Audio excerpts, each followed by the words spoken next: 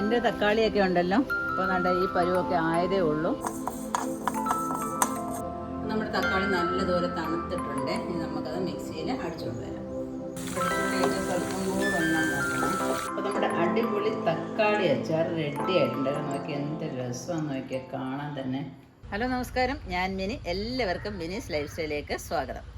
അപ്പോൾ ഇന്നത്തെ എൻ്റെ വീഡിയോ എന്ന് പറഞ്ഞാൽ ഞാൻ നിൽക്കുന്നത് തന്നെ എൻ്റെ തക്കാളി അടുത്താണ്. അപ്പം തക്കാളി വെച്ചിട്ട് നല്ലൊരു അടിപൊളി അച്ചാർ ഉണ്ടാക്കുന്ന വീഡിയോ ആണ് ഇന്ന് കാണിക്കാൻ പോകുന്നത്. അപ്പോൾ അതെങ്ങനെയാണെന്ന് നോക്കാം, നമുക്ക് വീഡിയോയിലോട്ട് പോകാം. അപ്പോൾ അച്ചാർ ഉണ്ടാക്കാനായിട്ട് നമ്മുടെ തക്കാളിയിലൊക്കെ നമുക്കൊന്ന് നോക്കിയിട്ട് വരാം. നമുക്ക് തക്കാളി വല്ലതും പഴുത്ത് നിൽപ്പുണ്ടോ നോക്കിയിട്ട് വരാം. ആദ്യമായിട്ട് നമ്മുടെയൊക്കെ വീട്ടിൽ തക്കാളി ഇപ്പോൾ ഇല്ലയെന്നുണ്ടെങ്കിൽ നമ്മൾ എന്തുകൊണ്ടെന്ന് പറയുമ്പോൾ തക്കാളിയൊക്കെ നട്ടുപിടിപ്പിക്കാനായിട്ട് ശ്രമിക്കണം. പിന്നെ കൂടാതെ എന്ന് പറഞ്ഞാൽ ഇപ്പോൾ തക്കാളിയുടെ സീസൺ ആണ്. ഇപ്പം വളരെ വിലക്കുറവാണ്. ഇപ്പം എല്ലാവർക്കും അറിയാമല്ലോ, കഴിഞ്ഞ 2 മാസത്തിന് മുമ്പൊക്കെ തക്കാളിയുടെ വിലയൊക്കെ എന്തുമാത്രം കയറിപ്പോയി എന്നുള്ളത്. അപ്പോൾ ഈ തക്കാളിയൊക്കെ നമുക്ക് ഒരുപാട് ഇങ്ങനെ കിട്ടുമ്പോൾ നമ്മൾ അച്ചാറിട്ട് വെക്കുക, കുറച്ച് സോസൊക്കെ ഉണ്ടാക്കി വെക്കുക, ഇങ്ങനെയൊക്കെ ചെയ്താലും നമുക്ക് കുറേ കാലം ഉപയോഗിക്കാനായിട്ട് സാധിക്കും.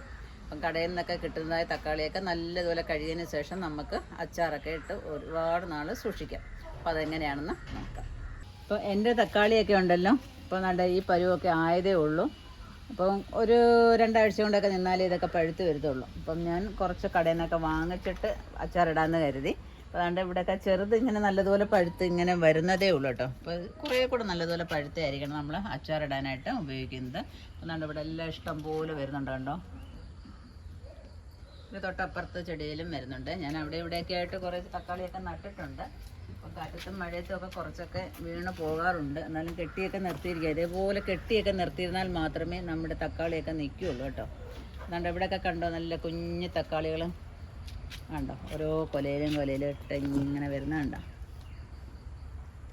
നല്ല രസമാണ് കാണാനായിട്ട്. അതിനെ ഞാൻ കയറിട്ട് കെട്ടി നിർത്തിയിരിക്കുകയാണ്. ഇപ്പോൾ നമ്മളൊരു കമ്പൊക്കെ കുത്തി കൊടുത്തതിന് ശേഷം കയറൊക്കെ കെട്ടി പന്തലിലോട്ടൊക്കെ മേളിലോട്ടൊക്കെ കെട്ടിയിടാന്നുണ്ടെങ്കിൽ ഈ കാറ്റത്തും മഴയത്തും ഒന്നും വീണു പോകാതെ നമുക്ക് തക്കാളിയൊക്കെ വിളവെടുക്കാനായിട്ട് സാധിക്കും. ഇപ്പം തക്കാളിയുടെ ഒക്കെ കൃഷി ചെയ്യാത്തവരുണ്ടെങ്കിൽ എളുപ്പം കൃഷി ചെയ്യണം കേട്ടോ. നല്ല സമയമാണ് തക്കാളിയൊക്കെ കൃഷി ചെയ്യാനായിട്ട്. നിങ്ങൾക്ക് എൻ്റെ വിത്തുകൾ കിട്ടുന്നില്ല എന്നുണ്ടെങ്കിൽ നമ്മുടെ വെബ്സൈറ്റിൽ ഇതിൻ്റെയൊക്കെ വിത്തുകൾ വന്നിട്ടുണ്ട്. നിങ്ങൾക്ക് ആവശ്യമുള്ളവർക്കൊക്കെ വാങ്ങിക്കാവുന്നതാണ്. അപ്പം നമുക്കിനി തുടങ്ങാം. അപ്പം തക്കാളി നമുക്കിനി അച്ചാറിടാനായിട്ട് തുടങ്ങാം. അപ്പം അതിന് വേണ്ടിയിട്ട് ഞാൻ 10 തക്കാളി എടുത്തിട്ടുണ്ട്. 10 തക്കാളി നല്ലതുപോലെ കഴുകണം. അതിനുശേഷം നല്ലതുപോലെ തുടയ്ക്കണം. ഞാൻ കഴുകി വെച്ചിരിക്കുകയാണ്. ഇനി നല്ലതുപോലെ തുടച്ചതിന് ശേഷം അത് അരിഞ്ഞെടുക്കണം. പിന്നെ അതിന് വേണ്ടിയിട്ട് കുറച്ച് ഇഞ്ചി എടുത്തിട്ടുണ്ട്. നല്ലൊരു കഷ്ണം ഇഞ്ചി എടുത്തിട്ടുണ്ട്. അപ്പോൾ അതിന് വേണ്ടിയിട്ട് 4 പച്ചമുളക് എടുത്തിട്ടുണ്ട്. പിന്നെ 2 കുടം വെളുത്തുള്ളി എടുത്തിട്ടുണ്ട്. അപ്പോൾ ഇതെല്ലാം നമുക്ക് ക്ലീൻ ചെയ്ത് കൊണ്ടുവരാം. തക്കാളി നമ്മൾ അരിയുമ്പോൾ ഈ ഭാഗം നമ്മൾ അങ്ങ് കട്ട് ചെയ്ത് കളയണം. എന്ന് വെച്ചാൽ കട്ടിയുള്ള ഭാഗമാണോ അത് വെന്ത് ചേരാനായിട്ട് ഇച്ചിരി പ്രയാസപ്പെടും. അതുകൊണ്ട് ആ ഭാഗം ഒന്ന് കട്ട് ചെയ്ത് മാറ്റിക്കളയാം. അപ്പം നമുക്കെല്ലാം ക്ലീൻ ചെയ്ത് അരിഞ്ഞ് കൊണ്ടുവരാം. അപ്പോൾ എല്ലാം നമ്മൾ കട്ട് ചെയ്ത് വെച്ചിട്ടുണ്ട്. ഇപ്പം തക്കാളി കട്ട് ചെയ്യുമ്പം ഞാൻ ഈ പറഞ്ഞതെന്ന് പറഞ്ഞാൽ ഈ നടുക്കുള്ള ഭാഗം ഉണ്ടല്ലോ, ഇതിനെ മാത്രം ഒന്ന് കളഞ്ഞേക്കാം. നടുക്ക് കുറച്ച് ഭാഗം ഉണ്ട്, അങ്ങനെ എടുത്ത് വെച്ചിരിക്കുന്നതാണ് ഇത്. എന്നിട്ടതിനെ ഒരുപാട് ചെറുതായിട്ട് അരിയണ്ട. ഇങ്ങനെ ഒരു പീസിനെ ഒരു 6 കഷ്ണമായിട്ട് അരിഞ്ഞിട്ട്. ഇനി വെള്ളം നനവ് ഒന്നുമില്ലാത്ത നമ്മുടെ തവ ഉണ്ടല്ലോ, വെള്ളം ഒട്ടും കാണരുത് തവയ്ക്കകത്തൊന്നും. ഒന്ന് ചൂടായതിന് ശേഷം നമ്മുടെ തക്കാളി അതിനകത്തോട്ടങ്ങ് ഇടാം. നമ്മൾ അച്ചാർ ഉണ്ടാക്കുമ്പോൾ ഒട്ടും വെള്ളം നനവ് പാടില്ല കേട്ടോ. അതിന് വെള്ളം ഒഴിക്കരുത്. ഇതിനെ അടച്ച് വെച്ചിട്ട് നമുക്കൊരു മീഡിയത്തിലിട്ട് വേവിച്ചെടുക്കണം. ഒന്ന് വെന്തുടയുമ്പോൾ അതിനകത്തോട്ട് പുളിയും കൂടെ ചേർക്കണം. ഇതിനിപ്പം നമുക്ക് അടച്ചു വയ്ക്കാം. ഒന്ന് സ്മാഷ് ആയതിന് ശേഷം നമുക്ക് പുളി ചേർക്കേണ്ടത്. തക്കാളി വേവുന്ന സമയം കൊണ്ട് അത് ചേർക്കേണ്ട 1-2 കാര്യങ്ങളുണ്ട്. അപ്പോൾ 1/2 ടീസ്പൂൺ ഉലുവ എടുത്തിട്ടുണ്ട്.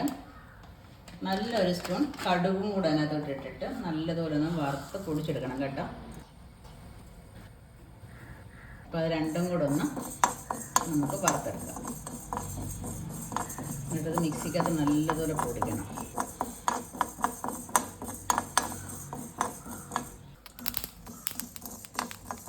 അപ്പോൾ നമ്മുടെ കടുകും ഉലുവയൊക്കെ ചെറുതായിട്ട് പൊട്ടി തുടങ്ങുമ്പോൾ നമുക്ക് ഗ്യാസ് ഓഫ് ചെയ്യണം. എന്നിട്ട് തണുക്കുമ്പോഴിത് മിക്സിയിൽ പൊടിച്ചെടുക്കണം. നല്ലതുപോലെ ആവിയൊക്കെ വരാനായിട്ട് തുടങ്ങിയിട്ടുണ്ട്. അപ്പോൾ അതിനകത്തോട്ട് നമുക്ക് കുറച്ച് ഉപ്പിട്ട് കൊടുക്കാം. പിന്നെ ഒരു കാര്യം എന്ന് പറഞ്ഞാൽ നമ്മളെടുത്ത് വെച്ചിരിക്കുന്നതായ നാരങ്ങ വലിപ്പത്തിലുള്ള പുളി അത് ചെറുതായിട്ട് അങ്ങോട്ട് പിച്ചി ഇട്ട് കൊടുക്കാം. അത് വൃത്തിയുള്ള പുളിയാണെന്നുണ്ടെങ്കിൽ ഇങ്ങനെ ഇട്ട് കൊടുക്കാം. അഥവാ നമ്മൾ വാങ്ങുന്ന പുളിയാണെന്നുണ്ടെങ്കിൽ അതിൻ്റെ പേസ്റ്റ് ചൂട് വെള്ളത്തിലിട്ടിട്ട് കുറച്ച് ചൂടുവെള്ളത്തിലിട്ട് ഒരു അരമണിക്കൂർ മുമ്പ് ഇട്ട് വെച്ചിരുന്നാൽ നല്ലതുപോലെ നമുക്ക് പിഴിഞ്ഞെടുക്കാം. എന്നിട്ട് ആ പേസ്റ്റ് ചേർത്താലും മതി. ഇപ്പോൾ എനിക്ക് ഇവിടുത്തെ പുളി തന്നെ ആയതുകൊണ്ട് എനിക്ക് വിശ്വാസമായതുകൊണ്ട് ഞാൻ ഇങ്ങനെ തന്നെ ഇടണം. അപ്പോൾ നല്ലതുപോലെ ഒന്ന് ഇളക്കി വെച്ചു കൊടുക്കാം.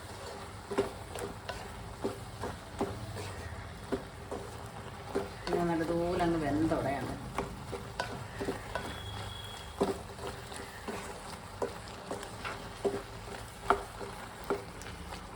ഇനി അടച്ചു വയ്ക്കാം. അപ്പോൾ നമുക്ക് ഒന്നുകൂടെ തുറന്ന് നോക്കാം. അതിൻ്റെ വെള്ളമൊക്കെ ഇങ്ങനെ ഇറങ്ങിക്കൊണ്ടിരിക്കുകയാണ്. നമ്മൾ ഒട്ടും വെള്ളം ചേർത്തൊന്നും അല്ലല്ലോ, എന്നാലും തക്കാളിയിൽ നിന്ന് ഇങ്ങനെ വെള്ളം ഇറങ്ങിക്കൊണ്ടിരിക്കും. നല്ലതുപോലെ ഒന്ന് പറ്റട്ടെ.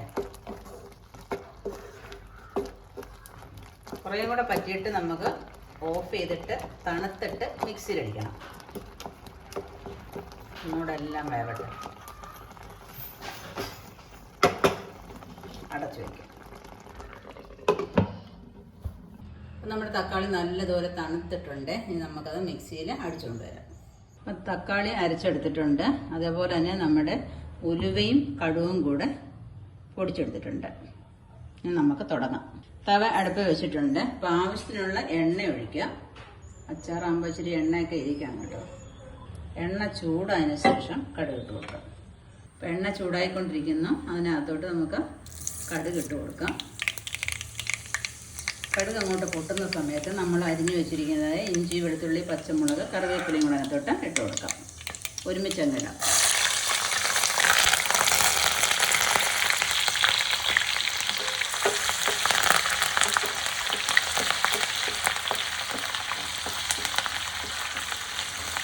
ഇതൊന്ന് മൂക്കുന്ന സമയം കൊണ്ട് നമുക്ക് ആവശ്യമുള്ള മുളക് പൊടിയൊക്കെ എടുത്ത് വയ്ക്കും. തീ ഒന്ന് കുറച്ച് വെച്ചുകൊണ്ട് അപ്പോൾ നമ്മൾ 10 തക്കാളി എടുത്തപ്പോൾ അതൊരു 750 ഗ്രാമെങ്കിലും കാണും അല്ലേ. ഇപ്പോൾ 250 ഗ്രാമിന് ഓരോ ടീസ്പൂൺ എന്നുള്ള കണക്ക് നമുക്ക് മുളക് പൊടി എടുക്കാം.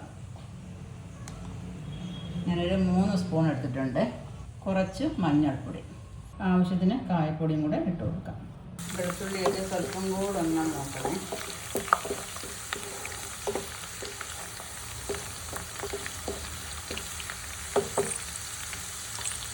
സമയത്ത് ഒരു വറ്റൽമുളക് അതിനകത്ത് കൊടുത്തിട്ടില്ല.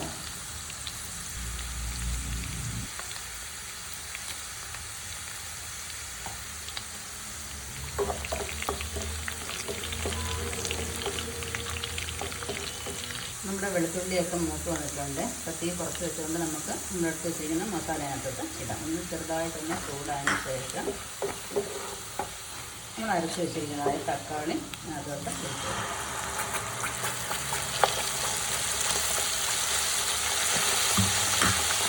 നല്ലപോലെ ഇളക്കിക്കൊണ്ടിരിക്കണം.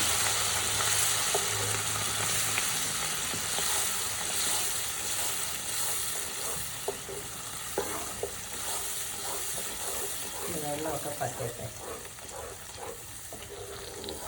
അപ്പം നമുക്കൊന്ന് നോക്കാമേ. അപ്പം എണ്ണയൊക്കെ ഇങ്ങനെ തെളിഞ്ഞ് മേലോട്ട് വന്നിട്ടുണ്ട്. നല്ലതുപോലെ അതിൽ നിന്ന് നമ്മുടെ പാത്രത്തിൽ നിന്ന് വിട്ട് വരണം കേട്ടോ. എണ്ണ മുകളിലോട്ടും വരണം, ഇത് വിട്ടും വരണം. അപ്പം നമ്മുടെ തക്കാളി അച്ചാർ റെഡി ആയിക്കൊണ്ടിരിക്കുകയാണ്. ഈ സമയത്ത് നമുക്ക് ഉപ്പും പുളിയും എരിവും ഒക്കെ എങ്ങനെ ഉണ്ടെന്ന് നോക്കണം. കുറവുള്ളതൊക്കെ നമുക്ക് ചേർക്കാം. അഥവാ പുളിയോ എന്തെങ്കിലും കൂടി പോയിട്ടുണ്ടെന്നുണ്ടെങ്കിൽ ഒരു സ്വല്പം ശർക്കര പൊടിച്ചതിനകത്തോട്ട് ചേർക്കണം. അതിനകത്തോട്ട് ഞാനൊന്ന് നോക്കട്ടെ പുളി എങ്ങനെ ഉണ്ടാകും. പുളിയൊക്കെ എനിക്ക് കറക്റ്റായിട്ടാണ് തോന്നുന്നത്. പുളി ഉപ്പൊക്കെ അത് ശർക്കര ചേർക്കേണ്ട ആവശ്യമില്ല. എന്നാലും ഈ അച്ചാറൊക്കെ ഉണ്ടാക്കുമ്പോൾ ഒരു പൊടിയോളം മധുരം ഇടുന്നത് നല്ലതാണ്. അപ്പം നമ്മൾ തക്കാളി അച്ചാർ റെഡി ആയിട്ടുണ്ട്. നമ്മുടെ പാത്രത്തിൽ നിന്നാണ്ട് ഇങ്ങനെ വിട്ട് വരുന്നുണ്ടാണ്. അവിടെ കൊണ്ട് നമുക്ക് ക്ലോസ് ചെയ്യാം. നമ്മൾ തക്കാളി വേവിക്കാൻ വെച്ചപ്പോൾ തന്നെ നമ്മൾ ഉപ്പിട്ടിട്ടുണ്ടായിരുന്നു. കുറവുണ്ടെങ്കിൽ നമുക്ക് ഈ സമയത്ത് ചേർത്ത് കൊടുക്കണം കേട്ടോ. അപ്പോൾ നമ്മുടെ അടിപൊളി തക്കാളി അച്ചാർ റെഡി ആയിട്ടുണ്ടായിരുന്നു. നോക്കി എന്ത് രസമാണെന്ന് നോക്കിയാൽ കാണാൻ തന്നെ സൂപ്പറായിട്ട്. ഇത് നല്ല ചോറിൻ്റെ കൂടെയും നമ്മുടെ പൂരിയുടെ കൂടെ, ചപ്പാത്തിയുടെ, ദോശയുടെ ഒക്കെ നല്ല അടിപൊളിയാണ്. പിന്നെ നമ്മൾ ട്രെയിനിലൊക്കെ ചോറൊക്കെ കൊണ്ടുപോകുമ്പോൾ കഴിക്കാനായിട്ട് പൊതിച്ചോറൊക്കെ കൊണ്ടൊക്കെ പോകുമല്ലോ, ഇഡ്ഡലി ദോശയൊക്കെ. അപ്പം അതിനകത്തൊക്കെ ഇത് ഈ കറിയിൽ തൊട്ടാൽ മതി, അങ്ങ് അരിഞ്ഞു പോകുന്ന രീതിയിലുള്ള ഒരു അച്ചാറാണ്. അപ്പം തീർച്ചയായിട്ടും എല്ലാവരും ഇത് ട്രൈ ചെയ്ത് നോക്കണം. നേരത്തെയൊക്കെ നമ്മൾ മുളകിൻ്റെ അച്ചാർ, മാങ്ങ അച്ചാർ ഒക്കെ നമ്മൾ ചെയ്തിട്ടുണ്ടായിരുന്നു. അപ്പോൾ അതെല്ലാം നിങ്ങൾ നോക്കിയിട്ട് അതേപോലെ ട്രൈ ചെയ്യാനായിട്ട് ശ്രമിക്കുക. അപ്പോൾ ഈ തക്കാളി അച്ചാർ എന്തായാലും മറക്കരുത്, തീർച്ചയായിട്ടും എല്ലാവരും ഉണ്ടാക്കാനായിട്ട് ശ്രമിക്കുക. അപ്പോൾ നമ്മൾ ഒരു ഉണങ്ങിയ കുപ്പിക്കകത്താക്കി വെക്കണം. യാതൊരു കാരണവശാലും നമ്മൾ എടുക്കുന്ന പാത്രത്തിനകത്തോ കുപ്പിക്കകത്തോ സ്പൂണിനകത്തോ ഒന്നും വെള്ളം നനവ് പാടില്ല കേട്ടോ. നമുക്കിത് ഫ്രിഡ്ജിനകത്ത് നമുക്കങ്ങ് സൂക്ഷിക്കാം. അപ്പം വെളിച്ചെണ്ണ എടുക്കരുത്. എടുക്കുന്ന ഓയിലെന്ന് പറയുന്നത് ഒന്നേ നല്ലെണ്ണ അല്ലെങ്കിൽ സൺഫ്ലവർ ഓയിൽ എടുക്കാം. കടുകെണ്ണ ഇഷ്ടമുള്ളവർക്ക് കടുകെണ്ണ എടുക്കാം. അപ്പോൾ നിങ്ങൾക്ക് എല്ലാവർക്കും ഈ തക്കാളി അച്ചാർ ഇഷ്ടപ്പെട്ടുവാണെന്ന് വിചാരിക്കുന്നു. നിങ്ങൾ ഇഷ്ടപ്പെടുന്നുണ്ടെങ്കിൽ തീർച്ചയായിട്ടും നിങ്ങൾ ഇതേപോലെ ചെയ്യാനായിട്ട് ശ്രമിക്കണം. എന്നിട്ട് നിങ്ങൾക്ക് ഈ തക്കാളി അച്ചാർ ഇഷ്ടപ്പെടുന്നുണ്ടെങ്കിൽ നിങ്ങളുടെ ഫ്രണ്ട്സിനൊക്കെ ഒന്ന് ഷെയർ ചെയ്ത് കൊടുക്കണം. എല്ലാവരും ഇതേപോലെ തക്കാളിയൊക്കെ അച്ചാറിട്ട് വെക്കാനായിട്ട് ശീലിക്കട്ടെ അല്ലേ. എല്ലാവർക്കും നല്ല ഇഷ്ടമുള്ളൊരു സംഭവമാണ്. ചോറിൻ്റെ കൂടെയും ചപ്പാത്തിയോടെയും പൂരിയോടെയും ഒക്കെ കഴിക്കാനായിട്ട്, കറിയായിട്ട് കൂട്ടാനായിട്ടും അതേപോലെ ട്രെയിനിൽ പോകുമ്പം ഒക്കെ ഉപയോഗിക്കാനും ഒക്കെ നല്ലതാണ്. അപ്പോൾ എല്ലാവരും ഇത് ചെയ്യാനായിട്ട് ശ്രമിക്കുക. അപ്പോൾ ഈ വീഡിയോ ഇഷ്ടപ്പെടുന്നുണ്ടെങ്കിൽ ലൈക്ക് ചെയ്യുക, ഷെയർ ചെയ്യുക. സബ്സ്ക്രൈബ് ചെയ്യാതെ കാണുന്നവരാണെന്നുണ്ടെങ്കിൽ ഒന്ന് സബ്സ്ക്രൈബ് ചെയ്തിട്ട് കാണാനായിട്ട് ശ്രമിക്കുക.